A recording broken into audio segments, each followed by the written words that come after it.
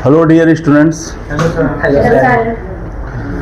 अभी सर ने आप लोगों को पढ़ाया, इंडस्ट्रियल रिवॉल्यूशन के बारे में बताया और मैंने देखा कि बड़ा बेहतर ढंग से आप लोगों ने बड़े गौर से सुना और समझने का प्रयास किया।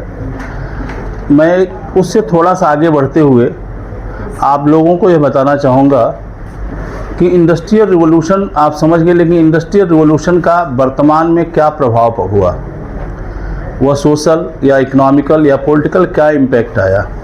तो थोड़ी सी मैं आपको उसकी एक स्टोरी आपको बताना चाहूँगा। देखिए, पहली चीज़ आप जानिए कि इंडस्ट्रियल रिवॉल्यूशन की जब बात करते हैं हम, क्रांति की जब बात करते हैं, तो क्रांति का मूलभूत मतलब होता है कि आमूलचूल परिवर्तन, यानी कंप्लीट जब चेंज किसी में आता है तो उसको कहते हैं क्रांतिकारी बदलाव। इसीलिए आधुनिक भारत में कई सारे क्रांतिकारी बदलाव आए, यानी जो पहले परंपराएं चली आ रही थी एक लंबे समय से, ट्रेडिशनली जो सिस्टम चला आ रहा था, उस ट्रेडिशनल सिस्टम में एक बहुत बड़ा बदलाव आया। चाहे उत्पादन के क्षेत्र में इंडस्ट्रियल रिवॉल्यूशन आया, यानी जहां मनुष्यों द्वारा तमाम वस्तुओं सेवाओं का उत्पादन होता था, उनकी जगह मशीनों ने ले लिया, यानी सारे के सारे अब उत्पादन का जो आधार रहा वह क्या रहा, मशीन ने उत्पादन करना शुरू किया। इसी तरह श्वेत क्रांति, जो पहले हमारे यहाँ नस्ल की गायें होती हैं, देसी नस्ल की गायें, उनकी दूध उत्पादन क्षमता को बहुत कम होती थी, उस क्षेत्र में भी क्या है, नई नस्ल के तमाम दूध उत्पादन क्षेत्रों में वृद्धि करने के लिए श्वेत क्रांति लाई गई। इसी तरह कृषि के क्षेत्र में आमूलचूल बदलाव करते हुए कृषि की उत्पादन क्षमता बढ़ाने के लिए हरित क्रांति लाया गया, कि जहां हमारे यहाँ अन्न का उत्पादन होता था, जहां हम अपनी ज़रूरतें बड़ी मुश्किल से पूरी कर पाते थे या नहीं कर पाते थे, आज उस हरित क्रांति की देन है कि हम अपनी ज़रूरत तो पूरी करते ही हैं, हम तमाम दूसरे देशों की भी आवश्यकताओं को पूरी करते हैं। इसलिए क्योंकि जो कृषि का पैटर्न रहा वह पूरी तरह पैटर्न चेंज कर दिया गया, यानी तमाम तरह के एग्रीकल्चर टूल्स इस्तेमाल किए जाने लगे, तमाम तरह के पेस्टिसाइड वगैरह, फर्टिलाइजर्स वगैरह की यूज किया जाने लगा, सॉइल की टेस्टिंग की जाने लगी, यानी पूरी साइंटिफिक मेथड से कृषि कार्य किया जाने लगा और उसका नतीजा हुआ कि एक बहुत बड़ा उत्पादन में वृद्धि हुई। तो मैं आप लोगों को बताना चाहता हूँ कि यह जो क्रांतिकारी बदलाव आता है, एक तरफ तो अच्छाइयाँ लेके आता है बहुत सारी चीज़ें, लेकिन उसके निगेटिव इम्पैक्ट भी होते हैं। जैसे पहले हमारी जो सामाजिक व्यवस्थाएं थी, जब हम लोग आपकी उम्र के थे, छोटे थे, तो हमने देखा था वो ऐसी सामाजिक व्यवस्था थी कि तमाम गांव के अंदर, ग्रामीण क्षेत्रों में क्या है, भिन्न भिन्न तरह के जातीय व्यवस्थाएं थी। लुहार होते थे, नाई होते थे जिनका काम होता था बाल काटना, लुहार होते थे उनका काम होता था जो इस्तेमाल किए जाने वाले कृषि क्षेत्रों में इस्तेमाल किए जाने औजार है, उन औजारों को तैयार करते थे। इसी तरह क्या है, धोबी होता था, जो क्या है वो मोहल्ले के लोगों का कपड़े ले जाना, धोना, सुखा के ला के देना, तो धोबी का काम होता है कपड़े की धुलाई करना। इसी तरह सभी समाज के भिन्न में जो मौर्य करके होते थे, कोयरी कहा जाता था अलग, तो उनका काम होता सब्जी का उत्पादन करना। तो समाज के भिन्न भिन्न वर्गों को बांटा हुआ था जो अलग अलग अपना काम करते थे। इस प्रकार से समाज के सभी लोग एक दूसरे पर निर्भर होते थे और कोई भी आवश्यकता पड़ने पर समाज के सभी लोग एक दूसरे की मदद करते थे। जैसे अगर नाई के यहाँ अगर उसके बेटे या बेटी की शादी हो रही है, तो बाकी वर्ग के लोग क्या है, जो जिस मामले में सक्षम होते थे उसके उस पर्व पर क्या है शामिल होकर के उसकी भरपूर मदद करते थे। इस प्रकार से एक बड़ी सुंदर सामाजिक व्यवस्थाएं थी जो बड़े सुचारू रूप से चल रही थी। उसमें सबसे बड़ी खूबी यह थी कि आपस में एक प्रेम था, एक सानिध्य था, लोगों में एक विश्वास थी, और वह विश्वास और प्रेम के कारण एक सामाजिक व्यवस्थाएं सुचारू रूप से चल रही थी। हाँ, पैसे कम थे, लोगों की इनकम कम थी, लेकिन जीविका के साधन उनके पास पर्याप्त थे और आराम से समाज मिल करके आगे बढ़ रहा था। समाज में एक सामाजिक सामंजस्य था, एक मेल था।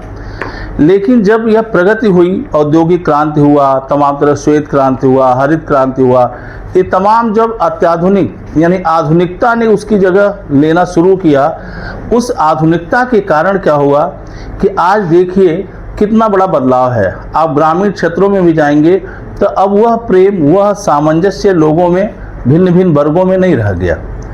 और भिन्न भिन्न वर्गों में सामंजस्य न रहने के कारण क्या है, आज समाज जो है बटा हुआ नजर आता है। इतना ही नहीं, उसी बटे हुए कारण के कारण क्या है कि तमाम राजनीतिक जो पार्टियां हैं, चाहे वो क्षेत्रीय दल हों या राष्ट्रीय दल हों, आप तमाम जब अपने कैंडिडेट को चुनाव के लिए कैंडिडेट चुनती हैं तो वह समीकरण देखती हैं कि किस जाति के, किस धर्म के लोग कहाँ पर बहुतायत में हैं, यानी मेजॉरिटी में कहाँ पर हैं, किनकी संख्या कहाँ ज़्यादा है, और उसके आधार पर कैंडिडेट तय किए जाते हैं। इस तरह राजनीति क्या है प्रभावित हुआ। अब क्या है, तमाम ऐसे ऐसे वर्ग के लोगों द्वारा अलग अलग नेता बन गए हैं। जैसे निषाद समुदाय के जो लोग हैं, जिनका काम होता था कि मछली पालन करना या मत्स्य पालन करते थे, अब क्या है निषाद पार्टी बन गई। इसीलिए समाज के भिन्न भिन्न वर्गों के क्या है, एक राजनीतिक पार्टियों का गठन हुआ। और राजनीतिक पार्टियों का गठन होने के कारण क्या है कि आपसी जो सामाजिक मेल था, सामंजस्य था, वह धीरे धीरे क्या हुआ, टूटना शुरू हो गया। क्योंकि किसी भी राजनीतिक दल को अपनी प्रभाव या अपनी सत्ता पानी है तो वह दूसरे का विरोध करके ही क्या करेंगे, वह उन सीढ़ियों को चढ़ने का प्रयास करेंगे, सत्ता प्राप्त करने का कोशिश करेंगे। नतीजा क्या है कि एक दूसरे की जो है बुराई करना और तमाम चीज़ों ने जगह ले ली। और जो सामाजिक समरसता थी, एक मेल थी, वह क्या हो गई, खत्म होने लगी धीरे धीरे। तो अब वह ग्रामीण क्षेत्रों में आप देखेंगे तो वह मेल, वह चीज़ें अब धीरे धीरे नहीं रह गई। दूसरी चीज़ आप देखें कि लोगों का, मैंने कहा कि ग्रामीण क्षेत्रों में उस समय पैसे का अभाव था, पैसे की कमी थी, लेकिन लोगों में प्रेम था, आपसी मेल था। और इसलिए तमाम, चाहे वह सुख होते थे या दुख होते थे, वह आपस में मिल के बांट लेते थे और किसी तरह का किसी को दिक्कत नहीं आती थी। तो उस समय की सामाजिक जो व्यवस्थाएं थी, वह सामाजिक व्यवस्थाएं अपने आप में अधूरेपन के कारण, यानी आर्थिक उतनी ताकत न होने के कारण या आर्थिक रूप से उतनी मजबूती न होने के कारण भी बहुत बेहतर ढंग से लोग अपना जीवन जी रहे थे।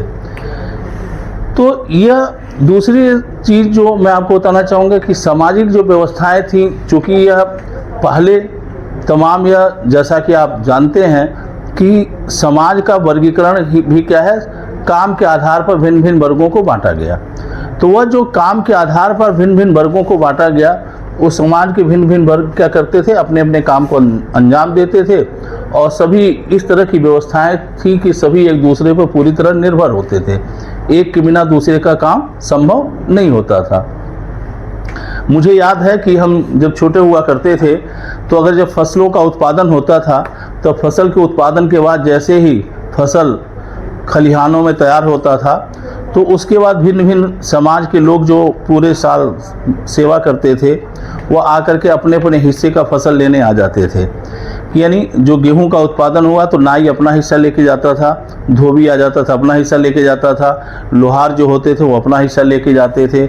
इसी तरह कोई सामाजिक अगर फंक्शन होता था, शादी ब्याह होता था, तो उसमें क्या है कि उनका भी प्रमुख स्थान होता था। उनके लिए अलग से जो है, जो वर पक्ष है वो क्या करता था, गिफ्ट लेके आता था, उनके लिए साड़ी है, पैसे है, इस तरह उपहार के रूप में दिया जाता था। तो यह एक ऐसी सुंदर व्यवस्थाएं थी जो बड़े अच्छे ढंग से क्या है काम कर रही थी और सारे लोग उसमें शामिल होते थे।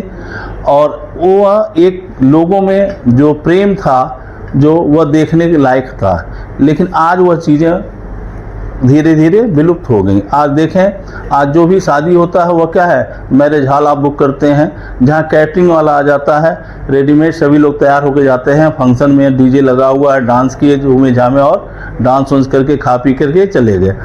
अब वह चीज़ें कहीं नहीं रह गई कि नाई है वो अपना हिस्सा मांगता था, उसको दिया, धोबी अपना हिस्सा मांग रहा होता था, उसके लिए पौनी के तौर पर उसको साड़ी, कपड़ा और तमाम चीज़ें दिए जाते थे। अब ये व्यवस्थाएं धीरे धीरे क्या है, लुप्त होती चली जा रही हैं। तो आधुनिकता ने एक तरफ हमें आर्थिक प्रगति तो दिखाता है कि चौड़ी चौड़ी सड़कें हैं, आलीशान ऊंची ऊंची इमारतें हैं, ठीक है, लेकिन साथ ही साथ हमारी जो सामाजिक व्यवस्थाएं जो आर्थिक रूप से एक दूसरे पर निर्भर थी, ये इतनी सुंदर व्यवस्था थी, हमने उस व्यवस्था को धीरे धीरे वह विलुप्त होती जा रही हैं, हम उसको खोते हुए जा रहे हैं। तो इस प्रकार से अगर देखें तो एक तरफ सकारात्मक प्रभाव पड़ा कि हम आर्थिक रूप से मजबूत हुए, ताकतवर हुए। तमाम अत्याधुनिक संसाधनों का हमने खोज किया। अत्याधुनिक संसाधनों के कारण हमारे जीवन में बहुत सारे बदलाव आए, लेकिन दूसरी तरफ उसका अगर देखा जाए तो उसका नेगेटिव इम्पैक्ट हुआ कि आज उसी कारण भिन्न भिन्न राजनीतिक दलों का निर्माण हुआ, जो आपस में मतभेद और धीरे धीरे दूरियां बढ़ती गई सामाजिक, और सामाजिक दूरियों के कारण क्या है, वह विश्वसनीयता में कमी आई, सामंजस्य में कमी आई, उस प्रेम में कमी आई। यह एक क्या है, नेगेटिव साइन है जो नहीं होना चाहिए, क्योंकि किसी भी सभ्य समाज के लिए जरूरी है कि आपसी सहमति होना जरूरी है, आपस में प्रेम होना जरूरी है, आपस में एक दूसरे का सानिध्य होना जरूरी है। क्योंकि समाज में जब सभी लोग इस तरह मिल के रहते हैं, उससे क्या होता है, समाज मजबूत होता है, ताकतवर बनता है। लेकिन कहीं न कहीं चूंकि सभी राजनीतिक दलों का अल्टीमेटली अंतिम लक्ष्य एक ही होता है, क्या करना, सत्ता प्राप्त करना। और सत्ता प्राप्त करने के लिए वे क्या है, इस सामाजिक जो अलग अलग वर्ग हैं, अलग अलग वर्गों को क्या है, आपस में कहीं न कहीं उसको टारगेटेड करके क्या है, उस वर्ग को अपने पक्ष में करना चाहते हैं। और ऐसे में वो तमाम तरह की इस तरह के चुनावी हथकंडे अपनाते हैं, जो कहीं न कहीं समाज को क्या है, कमज़ोर करती हैं। तो यह जो इंडस्ट्रियल रिवोल्यूशन का एक तरफ जो फ़ायदा हुआ, लेकिन दूसरी तरफ इसका यह नुकसान दिखाई देता है कि जो हमारी इतने सुंदर सामाजिक व्यवस्थाओं को कहीं न कहीं वो कमज़ोर करता है, कमज़ोर बनाता है। तो मैं आप लोगों को यही बताना चाह रहा था कि इंडस्ट्रियल रिवोल्यूशन एक तरफ हमारे लिए काफ़ी ठीक रहा, प्रगति के लिए एक नया मार्ग दिया, हमारे जीवन को बहुत आसान बनाया, लेकिन आसान के साथ साथ हमारे समाज को भी उसने बहुत नुकसान पहुंचाया। तो मैंने कहा कि आपको चूँकि बताया गया, तो इसलिए इस पर थोड़ा सा आप लोगों को प्रभाव डालें। और अगर इसके बारे में आपको और कभी, अब लोग छोटे हैं, आप अपने फादर से या ग्रैंडफादर से अगर चर्चा करेंगे इसके बारे में, तो वह लोग बताएंगे कि किस तरह की सामाजिक व्यवस्थाएं थी, क्या था, कैसे होता था। ऐसे में आप लोगों को यह जानना चाहिए, समझना चाहिए कि हमारी पहले किस तरह की व्यवस्थाएं थी और आज कैसी है। तभी जाके आप सही ढंग से दोनों की व्यवस्थाओं में क्या अंतर है और क्या बेहतर है, और तभी जाके आप समझ पाएंगे, और जिससे क्या है कि आप आगे के लिए, आगे बढ़ते समय उन चीज़ों को ध्यान में रख करके आगे बढ़ेंगे। चलिए, बहुत बहुत धन्यवाद। आपने इंडस्ट्रियल रिवोल्यूशन आपने पढ़ा, समझा, आपकी तैयारी की। आगे फिर मैं आपको नए टॉपिक पर फिर चर्चा करूँगा। धन्यवाद।